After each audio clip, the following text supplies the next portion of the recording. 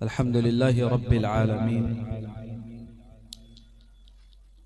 वस्सलातु वस्सलामु अला अशरफिल अंबिया'i वल मुरसलीन व अला आलिहि व सहबिहि अजमईन व बाद। औज़ु बिल्लाहि मिनश शैतानिर रजीम। बिस्मिल्लाहिर रहमानिर रहीम। अला इन्ना औलिया अल्लाहि ला खौफुन अलैहिम व ला हुम यहज़नून। सदक़ल्लाहुल अज़ीम व सदक़ व बल्लग़ रसूलुहुल करीम व नहनु अला ज़ालिका लमिनश शाहिदीन व शाकिरीन वल्हम्दुलिल्लाहि रब्बिल आलमीन। कुछ भी कहने और सुनने से पेशतर आइए इंतहाई अदब व एहतराम के साथ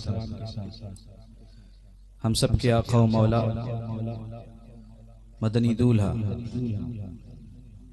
ताजदार अरब व अजम साहिब लुत्फ़ व करम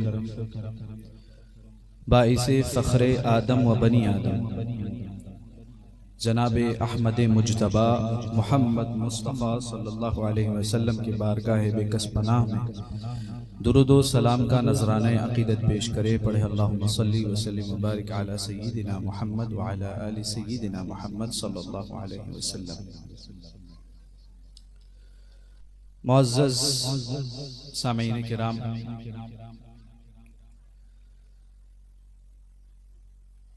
ये हम तमाम हजरात के लिए बाइस फ़ख्र बात है कि अल्लाह तबारक व तआला ने हमें इस तरह की महफिल मुनाकिद करने की तौफीक अता फरमाई कि जिसमें हम उन बुजुर्गों का जिक्र करते हैं कि शायद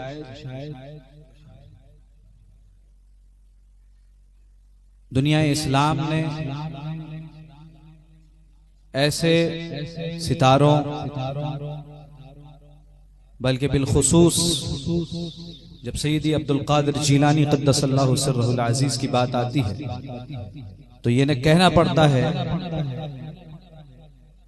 कि इस्लामी तारीख में अगर इस जैसा सूरज बुलंद ना होता और तुलू ना होता तो शायद मुसलमानों की जो कैफियत और जो हालात आज मौजूद हैं ये अपनी इस सूरत पर मौजूद ना होना।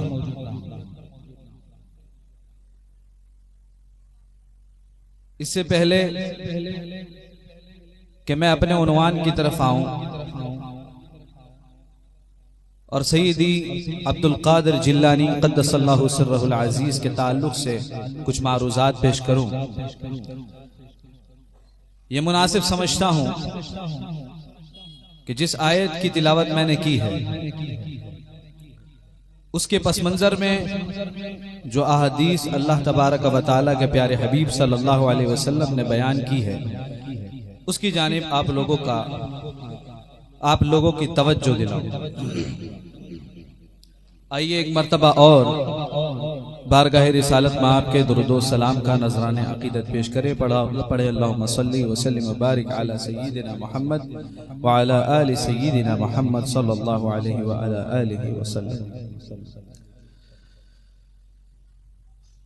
इमाम अबू दाऊद ने अपनी सुनन में एक हदीस नकल की जिसके रावी सैयदना उमर बिन खत्ताब रज़ी अल्लाह ताला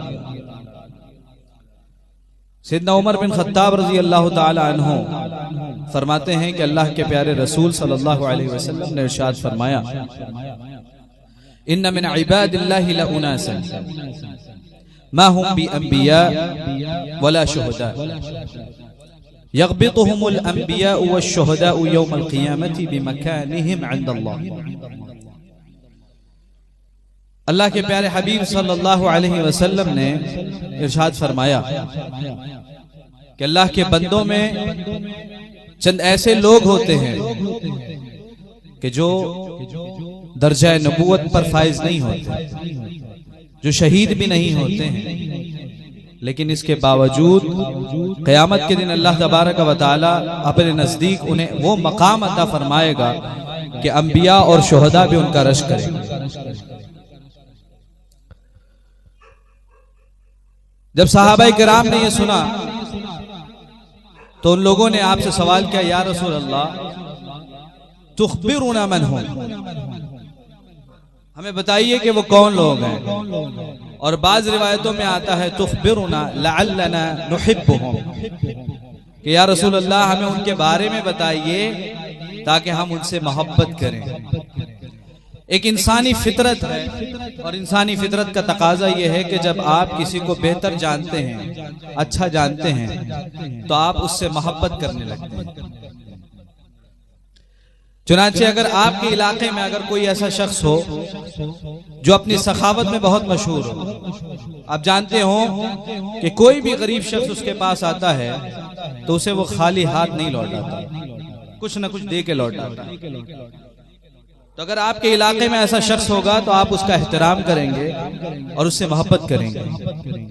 अगर आपके इलाके में ना हो, किसी दूसरे इलाके में हो और उसके ताल्लुक से आप सुनेंगे तो उसको जानना चाहेंगे, और जब आप उसको जानेंगे और उसकी शख्सियत के बारे में आपको इल्म होगा तो आप भी उससे मोहब्बत करने लगेंगे।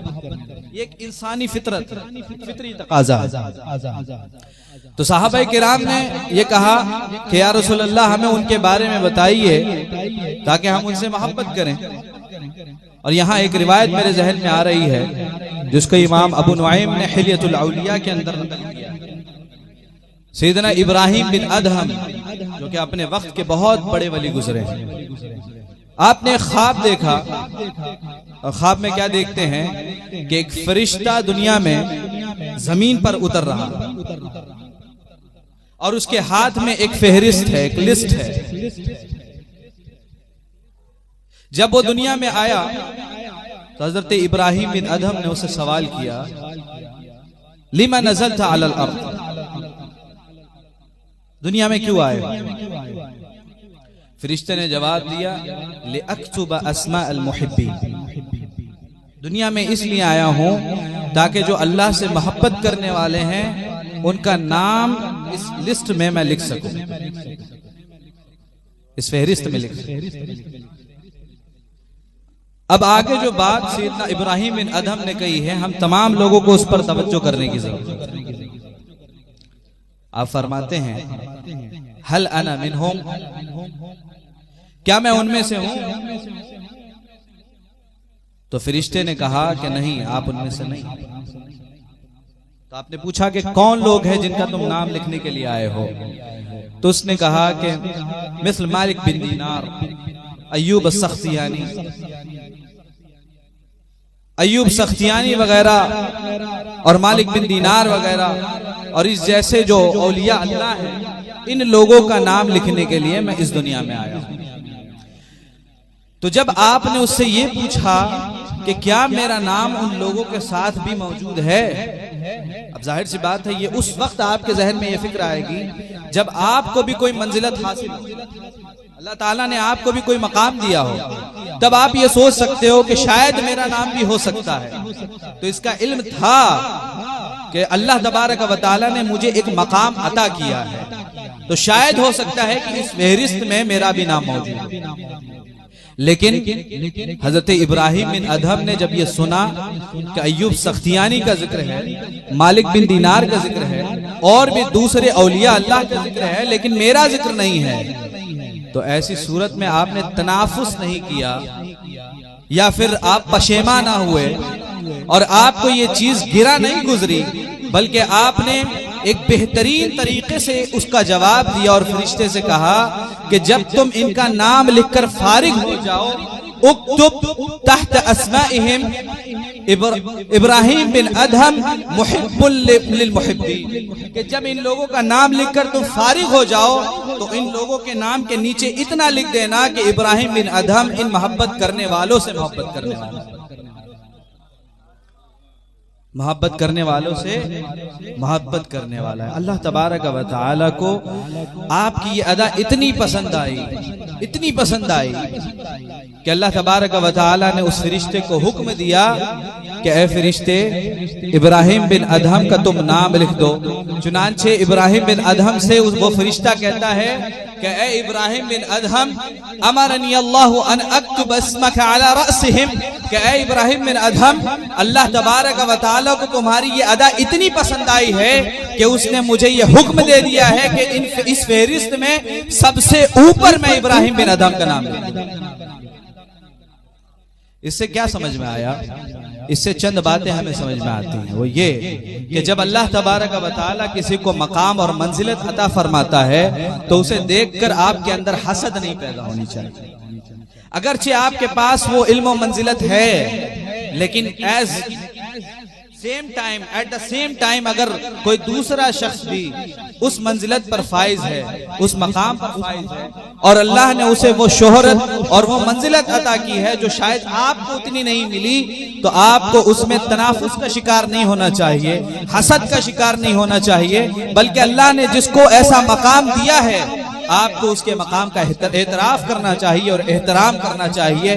बाईद नहीं है अल्लाह की रहमत से कि अल्लाह तबारक व तआला आने वाले वक्त में आपको भी वो मंजिलत देगा।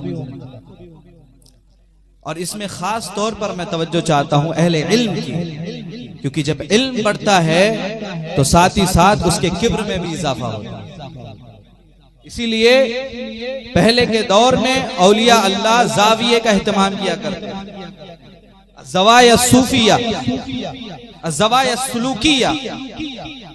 कई किताबों में ऐसे लफ्ज आपको मिलेंगे कि जो सूफिया हुआ करते थे, मदरसा तो कायम होता था लेकिन साथ में ज़वाये भी बनाए जाते थे, खानकाहें भी बनाई जाती थी जिस खानकाह में तरबियत की जाती थी उलमा की।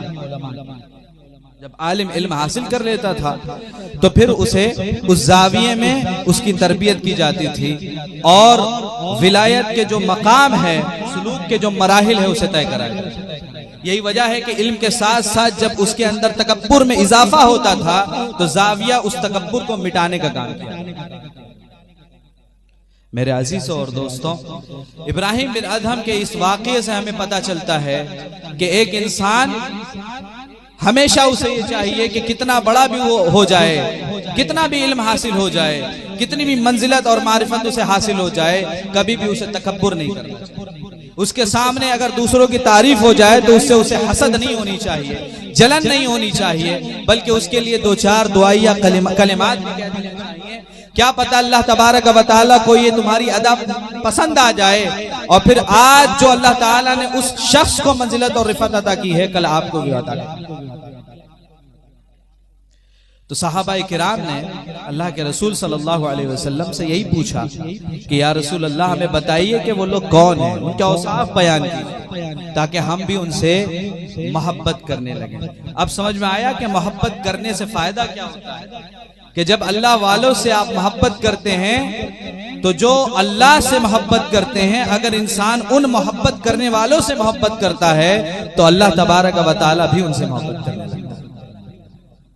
और यही वजह है कि आज इस तरह की महफिलें जो हम मुनाकिद करते हैं, ये इस बात पर सबूत देने, इस बात का सबूत देने के लिए हम ऐसी मजालिस मुनाकिद करते हैं कि हम भी अल्लाह तबारक व तआला की बारगाह में ये कह सकें कि ये अल्लाह, तुझसे मोहब्बत करने वाले जो लोग थे, हम उनकी मजालिस मुनाकिद करके ये ऐलान कर रहे थे कि हम भी उनसे मोहब्बत करने वाले। तो शायद अल्लाह तबारक व तआला हमारी मग़फ़िरत फरमाए। तो सहाबाए किराम ने जब ये पूछा तो अल्लाह के रसूल सल्लल्लाहु अलैहि वसल्लम ने उनके औसाफ बयान करने शुरू किए। आपने फरमाया, इन्नहुम कौमुन तहाब्बू बिरूहिल्लाहि अला गैरि अरहामिन बैनहुम वला अमवालिन यतआतौनहा इन्न वुजूहहुम लनूर व इन्नहुम अला नूर ला यखाफूना इज़ा खाफ़न नास वला यहज़नूना इज़ा हज़िनन नास।